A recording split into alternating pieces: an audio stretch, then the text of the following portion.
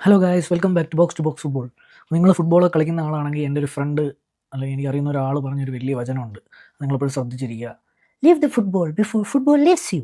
കേട്ടോ, നിങ്ങൾ ശ്രദ്ധിച്ചത് കേൾക്കണം. അതിന് അർത്ഥമൊക്കെ ഉണ്ട്, പക്ഷേ അത് ഉപയോഗിച്ച കോണ്ടെക്സ്റ്റ് ഇപ്പോൾ തിരിച്ചടിച്ചുകൊണ്ടിരിക്കുകയാണ്. ക്ലിയർലി അങ്കിൾ കസമീറോ ജെയ്മി കാരഗറിന് ഉത്തരം കൊടുത്തു കഴിഞ്ഞു. ജെയ്മി കാരഗർ എനിക്കൊന്ന് ഇന്നലെ എങ്ങാണ്ടോ പറഞ്ഞു ഹാൻഡ്സപ്പ്, ഹി വാസ് റോങ് എന്ന് പറഞ്ഞു. അറ്റ്ലീസ്റ്റ് ജെയ്മി കാരഗറിന് ആ ഒരു ക്വാളിറ്റി ഉണ്ട്. അതായത് തെറ്റായിട്ട് എന്തെങ്കിലും പറഞ്ഞു കഴിഞ്ഞാൽ അതുപോലെ ഇച്ചയെ കുറിച്ച് ഇതേപടി ഇത്ര പൊക്കം കുറവുള്ള ആളെങ്ങനെ സർവൈവ് ചെയ്യുന്ന വെച്ചതിന് ശേഷവും ലിച്ച നന്നായിട്ട് പെർഫോം ചെയ്തപ്പോഴത്തേക്കും ഞാൻ തെറ്റാണ് പറഞ്ഞത്, ഐ എം സോറി എന്നുള്ള രീതിയിലെങ്കിലും പറയാനുള്ള മാന്യത ജെയ്മി കാരഗറിനുണ്ട്. പക്ഷേ ചില സോ കോൾഡ് യുണൈറ്റഡ് ലെജൻഡ് പണ്ഡിറ്റ്സിനതില്ല. എക്സാമ്പിൾ നിക്കി ബട്ട്, പോൾ സ്കോൾസിനൊക്കെ അത് ഭയങ്കര ഒഫൻസീവായിട്ട് തോന്നി. സ്റ്റിൽ അവർ തെറ്റ് ചെയ്ത്, അവരുടെ ഭാഗത്ത് തെറ്റുണ്ടെന്നൊന്നും അക്സെപ്റ്റ് ചെയ്യാനുള്ള ഒരു ഇതില്ല അവർക്ക്. സോറി. നമ്മൾ കമ്മിങ് ടു ദ ഗെയിം, നമ്മുടെ leave the football before football leaves you ആണ് നമ്മുടെ മാൻ ഓഫ് ദി മാച്ച്. ഞാൻ ആലോചിക്കുക, കസമീറ പോലൊരു പ്ലെയറിനെയും എങ്ങനെ നമ്മൾ റീപ്ലേസ് ചെയ്യുമെന്ന് ഞാൻ ആലോചിക്കുകയാണ്. കാര്യം അതുപോലൊരു ക്യാരക്ടർ, അതുപോലൊരു മെൻറ്റാലിറ്റി, ഇതാ കോൺട്രാക്ട് തീരാൻ പോകുന്നു, ക്ലബ്ബ് വിടാൻ പോകുന്നു, നല്ല രീതിക്ക് സാലറിയും കിട്ടുന്നുണ്ട്, എന്നിട്ടും ആ പാഷൻ ക്ലബിനോട് കാണിക്കുന്നത് വെച്ച് കഴിഞ്ഞാൽ ടോപ്പ് പ്രൊഫഷണൽ ആണെന്നുള്ളതാണ്. അപ്പോൾ ഇങ്ങനത്തെ ഒരു പ്ലെയറിനൊക്കെ ഇനി എങ്ങനെ ബാക്കി കിട്ടാനാണ്? എങ്ങനെ റിപ്ലേസ് ചെയ്യാനാണ്? മാത്രമല്ല, he still one of the best defensive midfielders in the league. അത് വീണ്ടും അയാൾ തെളിയിച്ചിരിക്കുകയാണ്. അയാൾ പോയതിന് ശേഷമുള്ള 20 മിനിറ്റ് ഉഗാർത്തെ മറ്റേ തല പോയ കോഴിയെ കണക്ക് കിടന്ന് ഓടുന്നതല്ലാതെ, ഞാൻ എപ്പോഴും പറയുന്ന കാര്യമാണ്, അതാണ് ഈ ട്രാൻസ്ഫറിൻ്റെ തീർന്നു, ഇന്ന് എന്തെങ്കിലുമൊക്കെ ചെയ്താലേ ഉള്ളൂ. ഞാൻ ആദ്യം തൊട്ടേ പറയുന്നുണ്ട്, കസമീറൊക്കെ ഇഞ്ചുറി വന്നാൽ നമ്മുടെ പണി വാളും. അതുപോലെ തന്നെ മെയിനു, ബ്രൂണോ, ഇവർക്കൊക്കെ ഇഞ്ചുറീസ് വന്നാൽ പണി വാളും. നമ്മൾ ആരെയും നോക്കിയിട്ടില്ലെന്നുള്ളതാണ്.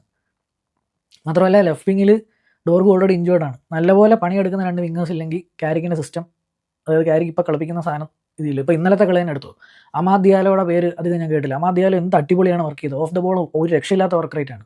അമോറിമിൻ്റെ ഇതിൽ കളിച്ച് കുറച്ചുകൂടെ അവൻ്റെ ഡിഫൻസീവ് എബിലിറ്റീസ് കൂടി. ശരിക്കും പറഞ്ഞാൽ അവൻ നന്നായിട്ട് ട്രാക്ക് ബാക്ക് ചെയ്ത് നല്ല രീതിക്ക് എഫേർട്ട് ഇടുന്നുണ്ടായിരുന്നു.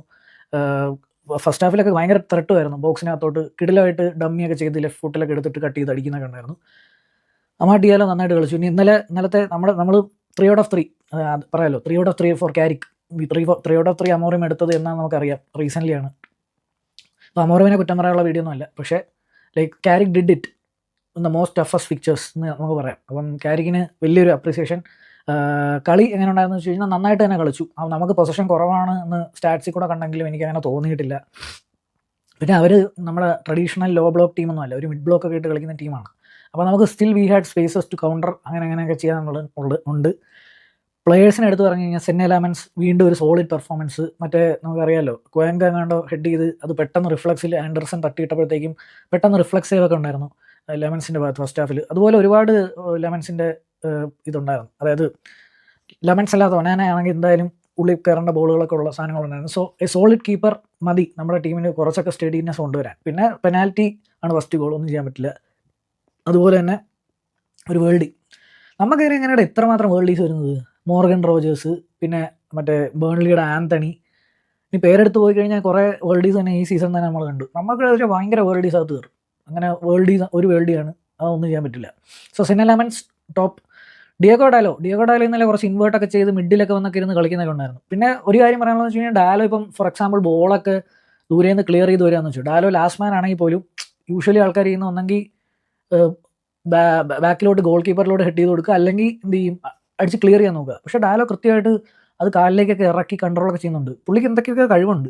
പുള്ളി നല്ല ഹാർഡ് വർക്കിംഗ് ആണ്. പക്ഷേ ഇടയ്ക്ക് സ്വിച്ചിട്ട പോലെ ഒരു വൃത്തിയായിട്ട് കളി കളിക്കും. പിന്നെ ആ ലെവൽസിലല്ല പുള്ളി, പക്ഷേ നല്ല രീതിയിൽ പണിയെടുക്കുന്ന ഒരു മനസ്സുള്ള ഒരാളാണ്. വെറുതെ കാശ് കൊണ്ട് പൊട്ടടിച്ച് നടക്കുന്ന ടീമൊന്നും അല്ല. അപ്പം ഡിയോഗോ ഡാലോ നന്നായിട്ട് കളിച്ചു. അതായത് മോശമില്ലാത്ത രീതിയിൽ അറ്റാക്കിങ്ങും. ഇപ്പം ലൂക്ക് ഷോയുടെ കാര്യം പറഞ്ഞാൽ ലൂക്ക് ഷോ ഒഫൻസീവ്ലി ഒരു തേങ്ങയും ചെയ്യുന്നില്ലായിരുന്നു. എനിക്ക് ഓർമ്മയുള്ള ഒരു ക്രോസ് എന്ന് വെച്ച് കഴിഞ്ഞാൽ, ബ്രൂണോ ഒരു സുഖമായിട്ട് അവിടെ 2-3 പേര് ബോക്സിനകത്തുള്ളപ്പോഴത്തേക്കും ലൂക്ക് ഷോയ്ക്ക് ഒരു ക്രോസ് ഇടാൻ വേണ്ടി ഫ്രീ ആയിട്ട് വെച്ച് കൊടുത്തു. അതായത് വേറെ ആരും ലൂക്ക് ഷോനെ അറ്റാക്ക് ചെയ്യുന്ന പോലുമില്ല. ലൂക്ക് ഷോ അത് എടുത്ത് ദൂരോട്ടൊക്കെ അടിച്ച് കളഞ്ഞു. അതായത് ആരെയും കാണാത്ത രീതിയിൽ അപ്പുറത്തെ കോർണറിലോട്ട് എത്തിച്ച്. അപ്പോൾ ലൂക്ക് ഷോയുടെ ഒഫൻസീവ് ആട്രിബ്യൂട്ട്സ് നന്നായിട്ട് കുറഞ്ഞിട്ടുണ്ട്. അപ്പോൾ അത് വെച്ച് നോക്കുകയാണെങ്കിൽ Dalot's do something offensively as well as defensively. അപ്പോൾ ഡാലോ ആണ് ഇന്നലെ ലൂക്ക് ഷോനേക്കാളും ബെറ്റർ ആയിട്ട് കളിച്ചത്. ലൂക്ക് ഷോനേക്കാളും ബെറ്റർ ആയിട്ടുള്ളൊരു വിങ് ബാക്ക് എന്ന് പറയുന്നത് ഡാലോ ആണ്. ലൂക്ക് ഷോ ഒഫൻസീവ്ലി ഇമ്പ്രൂവ് ചെയ്യാനുണ്ട്. അപ്പോൾ ലൂക്ക് ഷോയുടെ കാര്യം പറഞ്ഞാൽ ഡിഫൻസീവ്ലി പുള്ളി ഇപ്പം LCB ഒക്കെ കളിച്ച് പുള്ളി ഇപ്പോൾ ഒരു ആ മൈൻഡാണ്. പക്ഷേ പുള്ളി എന്താ പറയുക, ടെക്നിക്കലി മോശമൊന്നും അല്ലായിരുന്നു. മോശം പറയാൻ തോന്നുന്നില്ല. ആ ഈ ഒഫൻസീവ് ആട്രിബ്യൂട്ട്സിൻ്റെ കാര്യം മാത്രമേ ഉള്ളൂ. മാത്രമല്ല, മഗ്വയർ ഇന്നലെ ഒരു 60-70 മിനിറ്റ് ആയപ്പോൾ മഗ്വയറിൻ്റെ കുറച്ച് ഒരു വലിവുണ്ടായിരുന്നു.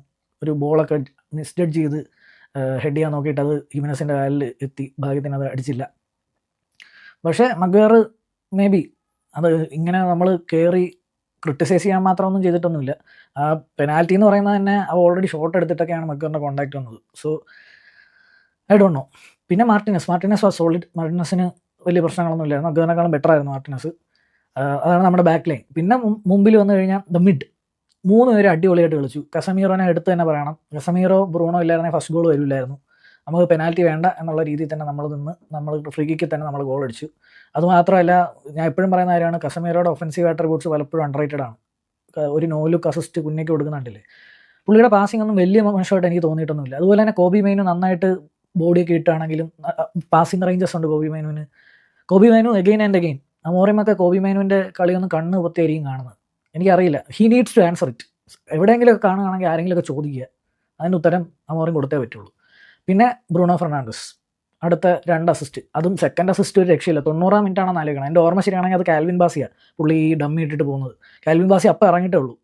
അതായത് ഈ 30 വയസ്സുള്ള 31 വയസ്സുള്ള വിറ്റ് കാശാക്കാനുള്ള ബ്രൂണോ ഇല്ലേ, ടയേർഡ് ലെഗ്സ് ആയിട്ടുള്ള ബ്രൂണോ, ആ ബ്രൂണോ ആണ് 90-ാം മിനിറ്റിൽ ആ ഡമ്മി ഇട്ടിട്ട് സ്പ്രിൻറ്റ് ചെയ്ത് പോയിട്ട് ഒരു അസിസ്റ്റ് കൊടുത്തത്. So think about it. അതായത് ഈ 30 എന്ന് പറയുന്ന ഒരു സൈക്കോളജിക്കൽ ഏജാണ്. I agree.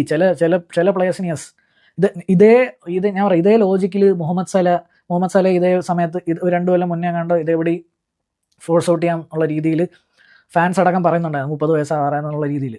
എന്നിട്ട് ആ സമയത്ത് ഭയങ്കര ഇതിൻ്റെ ഇടയിൽ കുറച്ച് പ്രശ്നങ്ങളൊക്കെ ആയിട്ട് അവസാനം കോൺട്രാക്ട് കൊടുത്തു, ഒരു വലിയ കോൺട്രാക്ട് സലയ്ക്ക് കൊടുത്തു.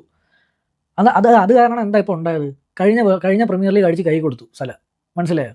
അപ്പം ഈ 30 എന്ന് പറയുന്ന സൈക്കോളജിക്കൽ ഏജിൽ നമ്മൾ വീഴാതിരിക്കുക. ഒരു മനുഷ്യൻ എപ്പോഴും ഫിറ്റായിട്ടിരുന്ന് 90-ാം മിനിറ്റിൽ ഇങ്ങനെ ഓടാൻ പറ്റുന്നുണ്ടെങ്കിൽ there is 2 or 3 years left in him. അത് മനസ്സിലാക്കുക. ഇനി കസമീറോയുടെ കാര്യം പറഞ്ഞാൽ കസമീറോയ്ക്ക് എന്തായാലും 1 കൊല്ലം കൂടെ ഓടും. കസമീറോ മിനിറ്റ്സ് മാനേജ് ചെയ്താൽ, അപ്പോൾ അതിന് വേണ്ടിയുള്ള സാധനമാണ് ചെയ്യേണ്ടത്. പക്ഷേ കസമീറോ ഇസ് ലീവിങ്. പക്ഷേ ബ്രൂണോയുടെ കാര്യം നിങ്ങൾ ഈ 30 വയസ്സിൻ്റെ ഇതിൽ വീഴരുത്, അത്രേ എനിക്ക് പറയുള്ളൂ. ഒരു രക്ഷയില്ലാത്ത അസിസ്റ്റ് ആയിരുന്നു. ഇവൻ്റെ ഫസ്റ്റ് ബോളെന്ന് വെച്ചാൽ തൂക്കി ഇറക്കി കൊടുത്ത ഒരു രക്ഷയില്ല, കിട്ടില്ല. പിന്നെ മുമ്പിലുള്ള കുഞ്ഞ് നന്നായിട്ട് വർക്ക് ചെയ്തു, അതിനേക്കാൾ ഏറെ വർക്ക് ചെയ്തു അമാദ്. കുഞ്ഞിയുടെ ഗോൾ ഒരു രക്ഷയില്ല, അബ്സല്യൂട്ട്ലി ബ്രില്യൻറ്റ്. നമ്മുടെ എല്ലാ ഫ്രണ്ട് സൈനിങ്സും ടോപ്പ് നോച്ചായിട്ട് ഇപ്പം വർക്ക് ചെയ്യുന്നുണ്ട്. പിന്നെ എംബുവിന് ഒരു ടച്ച് ഇഷ്യൂസൊക്കെ ഉണ്ടായിരുന്നെങ്കിൽ എംബു ഒരു ഷിഫ്റ്റ് ഇട്ടു, കുഴപ്പമൊന്നുമില്ല. പിന്നെ പറയാനുള്ളത് മെയിൻലി ഈസ് ബെഞ്ചമിൻ ഷെഷ്കോ. അതായത് സെക്കൻഡ് ഗോൾ കയറിയപ്പോൾ ഞാൻ വിചാരിച്ചു ഓക്കെ ദാറ്റ് ഇസ് ഡൺ, നമ്മൾക്ക് ഭാഗ്യമില്ല എന്നുള്ള രീതി തന്നെ വിചാരിച്ചു. പക്ഷേ ആ ഒരു സാധനം ഉണ്ടല്ലോ, അതായത് അടിക്കാം എന്നുള്ളൊരു സാധനമല്ലേ, ഷെഷ്കോ ആദ്യം വന്നൊരു പോസ്റ്റിൽ അടിച്ചിട്ട് പോയി. രണ്ടാമത്തത് I was feeling like okay ഷെഷ്കോ അത് ഒന്ന് പോസ് ചെയ്ത് അടിക്കാൻ പോയപ്പോഴത്തേക്കും വിചാരിച്ചു ഓക്കെ ഇത് മിസ്സാവുമെന്ന് വിചാരിച്ചെങ്കിലും സെസ്കോ കമ്പോഷർ മെയിൻറ്റെയിൻ ചെയ്ത് കിഡിലോട്ടൊരു സ്കോർ ചെയ്ത്. അപ്പം സെസ്കോയ്ക്ക് ആലോചിച്ച് നോക്ക്, സെസ്കോയ്ക്ക് കിട്ടുന്നൊരു എന്താ പറയുക, ഒരു ബൂസ്റ്റ് ആലോചിച്ച് നോക്ക്. ഒരു വിന്നറാണ് ഓൾഡ് ട്രാഫോർഡിൽ, അതായത് 2 പോയിന്റ്സ് സാൽവേജ് ചെയ്തിരിക്കുകയാണ്. So ഷെഷ്കോ, very happy for ഷെഷ്കോ. നമുക്ക് ഈ ഫ്രീക്വൻ്റ്ലി ഗോൾ അടിക്കുന്ന ഫോർവേഡ്സ് ഉള്ളപ്പോഴത്തേക്കും അങ്ങോട്ടും ഇങ്ങോട്ടും കോമ്പറ്റീഷൻ വരുന്നത് നല്ലതാണ്. അങ്ങനെ കുറേ കാലമായി നമുക്ക് ഈ കുറേ ഗോൾ സ്കോറിങ് മൾട്ടിപ്പിൾ പ്ലേസസിൽ നമുക്ക് ഗോൾസ് വരുന്ന ഒരുപാട് കാലത്തിന് ശേഷമാണ്. അപ്പം that will obviously encourage everybody. ഇനി അടുത്ത കളി എന്ന് പറഞ്ഞു കഴിഞ്ഞാൽ ടോട്ടൻഹാമാണ്. ടോട്ടൻഹാമിനെ നമ്മൾ കുറേ കാലമായിട്ട് ഓങ്ങി വെച്ചിരിക്കുകയാണ്. എൻ്റെ ഒരു ആഗ്രഹത്തിൽ കൊടുക്കണം, നല്ല രീതിക്ക് ടോട്ടൻഹാമിന് കൊടുത്ത് തന്നെ വിടണം എന്നാണ് എൻ്റെ ഒരു ആഗ്രഹം. ഞാനത് മാനിഫെസ്റ്റ് ചെയ്യുന്നു. അപ്പോൾ 3 out of 3 കിട്ടിയ ക്യാരിക്കിന് അഭിവാദ്യങ്ങൾ. ഇനിയും പണ്ഡിറ്റ്സും ഇതൊക്കെ എന്താ പറയുന്നതെന്ന് കേട്ടിട്ട് ഇനി പണ്ഡിറ്റ്സിനെ കുറിച്ചൊരു വീഡിയോ ഞാൻ ചെയ്യാം, നമ്മുടെ ലെജൻഡറി പണ്ഡിറ്റ്സിനെ പറ്റി. അപ്പം ഇനി നിങ്ങളുടെ അഭിപ്രായങ്ങൾ കമൻസ് ആയിട്ട് എഴുതി. മറ്റൊരു വീഡിയോ കാണുന്നവരെ take care. Glory Man United.